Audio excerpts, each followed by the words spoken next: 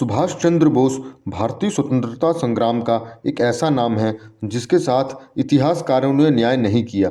आज देशवासी सुभाष चंद्र बोस का नाम तो जानते हैं, परंतु उनके बहुत से क्रांतिकारी और वैचारिक योगदानों से अपरिचित हैं। हमारा प्रयास ऐसे ही कुछ तथ्यों को सामने लाना है। प्रत्येक वर्ष 26 जनवरी को भारत अपना गणतंत्रता दिवस मनाता है। गणतंत्र दो शब्दों से मिलकर बना है। गण यानी इसके नागरिक या निवासी, और तंत्र यानी शासन प्रणाली। गणतंत्र का अर्थ हुआ प्रजा द्वारा स्थापित शासन प्रणाली। संविधान सभा ने संविधान निर्माण का कार्य तो 26 नवंबर 1949 को ही पूर्ण कर लिया था, परंतु इसे पूर्ण रूप से लागू करने के लिए 26 जनवरी 1950 के दिन को चुना गया। इसका कारण कांग्रेस द्वारा दिसंबर 1929 के लाहौर अधिवेशन में पूर्ण स्वराज के प्रस्ताव को स्वीकार करना है, और 1929 के लाहौर अधिवेशन में ही 26 जनवरी को पूर्ण स्वराज दिवस के रूप में मनाने की घोषणा हुई। 1929 के लाहौर अधिवेशन की अध्यक्षता जवाहरलाल नेहरू कर रहे थे। इस कारण हम देखते हैं कि बहुत सी इतिहास की पुस्तकों में पूर्ण स्वराज के प्रस्ताव का श्रेय जवाहरलाल नेहरू को दे दिया जाता है। और यहाँ पर एक बहुत ही महत्वपूर्ण तथ्य की अनदेखी कर दी जाती है, वह है सुभाष चंद्र बोस का बहुमूल्य योगदान। अगर हम कहें कि 26 जनवरी का दिवस, जिसे हम गणतंत्र दिवस के रूप में मनाते हैं, इसकी नींव सुभाष चंद्र बोस द्वारा रखी गई, तो ये अतिशयोक्ति ना होगा। सुभाष चंद्र बोस बचपन से ही क्रांतिकारी विचारों वाले थे। वह अंग्रेजों से समझौते करने की राजनीति को अस्वीकार करते थे। स्वामी विवेकानंद के विचारों का प्रभाव सुभाष चंद्र बोस पर बचपन से ही था। वह कॉलेज के दिनों में राष्ट्रवाद और धर्म को जोड़ने का प्रयास करते थे। सुभाष चंद्र बोस प्रथम भारतीय थे जिन्होंने सिविल सर्विसेज में चयन होने के उपरांत भी नियुक्ति लेने से मना कर दिया।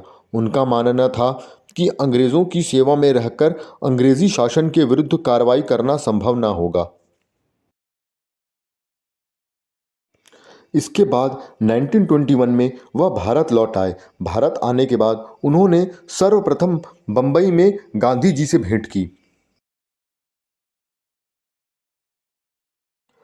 परंतु वह गांधी जी के अहिंसावादी दृष्टिकोण से संतुष्ट नहीं हुए। सुभाष चंद्र बोस का मानना था कि इतिहास के कोई भी बड़े परिवर्तन बातचीत या वाद विवाद करके नहीं लाए जा सकते। सुभाष चंद्र बोस विदेशी शासन को मिटाने के लिए शक्ति प्रयोग के प्रबल समर्थक थे। बंबई में गांधी जी से मिलने के बाद सुभाष चंद्र बोस कलकत्ता पहुंचे और वहां राष्ट्रवादी राजनीति में सक्रिय हो गए। 1919 में ब्रिटेन की सरकार ने भारत में संवैधानिक सुधार लागू किए, जिन्हें हम मॉन्टेग्यू चेम्सफोर्ड सुधार के नाम से जानते हैं। इन संवैधानिक सुधारों में यह प्रावधान था कि इन सुधारों की समीक्षा के लिए 10 वर्ष के बाद एक आयोग का गठन किया जाएगा, परंतु लंदन में राजनीतिक उथल-पुथल के कारण समय से पूर्व ही एक समीक्षा आयोग सर जॉन साइमन की अध्यक्षता में गठित कर दिया गया। 1927 में गठित इस आयोग को हम साइमन आयोग के नाम से जानते हैं, और इस आयोग की सबसे बड़ी विशेषता इसके सभी अंग्रेज सदस्य थे। इस कारण से इस आयोग का पूरे भारत में राष्ट्रवादियों द्वारा विरोध शुरू हो गया। इसके बाद अंग्रेज़ों ने भारतीयों को चुनौती दे डाली कि वो एक सर्वमान्य संविधान निर्मित करके दिखाएं। दिसंबर 1927 के मद्रास अधिवेशन में कांग्रेस ने साइमन कमीशन के साथ सहयोग न करने का निर्णय लिया, और भारतीय संविधान के निर्माण के उद्देश्य से एक ऑल पार्टीज कॉन्फ्रेंस बुलाई गई। इसके बाद मई 1928 में कमेटी गठित की गई, जिसके अध्यक्ष मोतीलाल नेहरू थे। इसी समय सुभाष चंद्र बोस बंगाल में साइमन कमीशन के बहिष्कार की अगुवाई कर रहे थे। इस अवसर को उन्होंने ऑल बंगाल यूथ एसोसिएशन और ऑल बंगाल स्टूडेंट एसोसिएशन जैसे संगठन बनाने के लिए उपयोग किया। इसी वर्ष 1928 में सुभाष चंद्र बोस ने जवाहरलाल नेहरू और श्रीनिवास अयंगर आदि नेताओं के साथ मिलकर इंडिया इंडिपेंडेंस लीग नामक संगठन बनाया। मोतीलाल नेहरू की अध्यक्षता में गठित कमेटी ने अगस्त 1928 में अपनी ड्राफ्ट रिपोर्ट सौंप दी। मोतीलाल नेहरू की अध्यक्षता में गठित इस कमेटी की रिपोर्ट को ही हम नेहरू रिपोर्ट के नाम से जानते हैं। नेहरू रिपोर्ट में बहुत सी महत्वपूर्ण विषयों को सम्मिलित किया गया था। इसमें सांप्रदायिकता, विदेश नीति और नागरिक अधिकारों जैसे महत्वपूर्ण विषयों पर विचार रखे गए थे, परंतु एक विषय जो सुभाष चंद्र बोस को अस्वीकार था वह था डोमिनियन स्टेटस का विषय। नेहरू रिपोर्ट में डोमिनियन स्टेटस या औपनिवेशिक शासन का समर्थन किया गया था। मोतीलाल नेहरू समेत लगभग सभी वरिष्ठ कांग्रेसी नेता ब्रिटेन से स्वतंत्रता नहीं चाहते थे। वह ब्रिटेन के अधीन ही स्वशासित शासन व्यवस्था चाहते थे, जैसे कनाडा या ऑस्ट्रेलिया में है। नेहरू रिपोर्ट को आधार बनाकर गांधी जी ने कांग्रेस के दिसंबर 1928 के कलकत्ता अधिवेशन में, जिसकी अध्यक्षता मोतीलाल नेहरू कर रहे थे, में एक प्रस्ताव पेश किया, जिसमें उन्होंने ब्रिटेन की सरकार से डोमिनियन स्टेटस कॉन्स्टिट्यूशन यानी ब्रिटिश साम्राज्य के अधीन स्वतंत्र उपनिवेश के संविधान को स्वीकार करने की मांग की और ऐसा न करने पर अहिंसक असहयोग आंदोलन प्रारंभ करने की चेतावनी दी। सुभाष चंद्र बोस ने गांधी जी के प्रस्ताव में एक संशोधन प्रस्तुत किया और यह मांग की कि हमें डोमिनियन स्टेटस के स्थान पर पूर्ण स्वराज्य की मांग करनी चाहिए और ब्रिटेन से सभी प्रकार के औपनिवेशिक संबंध तोड़कर स्वतंत्र राष्ट्र की स्थापना करनी चाहिए।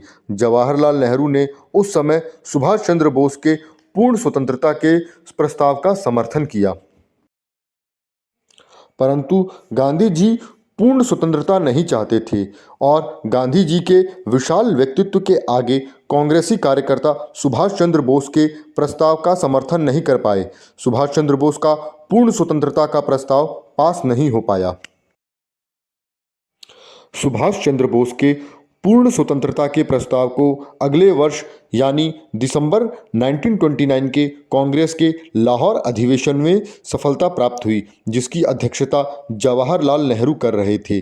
1929 के लाहौर अधिवेशन में पूर्ण स्वराज को राष्ट्र का लक्ष्य घोषित किया गया और 26 जनवरी को स्वराज्य दिवस मनाने का निर्णय लिया गया। ऐतिहासिक कारणों से अंग्रेज़ों ने 15 अगस्त 1947 को सत्ता हस्तांतरण किया, परंतु संविधान निर्माता और प्रबुद्ध जन 26 जनवरी की तिथि के महत्व को बनाए रखना चाहते थे। इसलिए 26 नवंबर 1949 को संविधान पूर्ण हो जाने के बाद भी 26 जनवरी 1950 के दिन को संविधान को पूर्ण रूप से लागू करने के लिए चुना गया और तब से 26 जनवरी को गणतंत्र दिवस के रूप में हम मनाते हैं। भारतीय इतिहास लेखन में बहुत सुधार और रिसर्च की आवश्यकता है।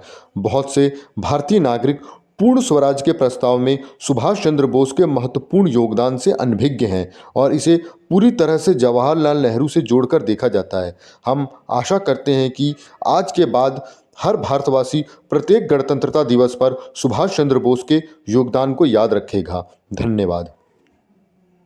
अगर आपको हमारा ये प्रयास अच्छा लगा तो लाइक और सब्सक्राइब अवश्य कीजिएगा। धन्यवाद।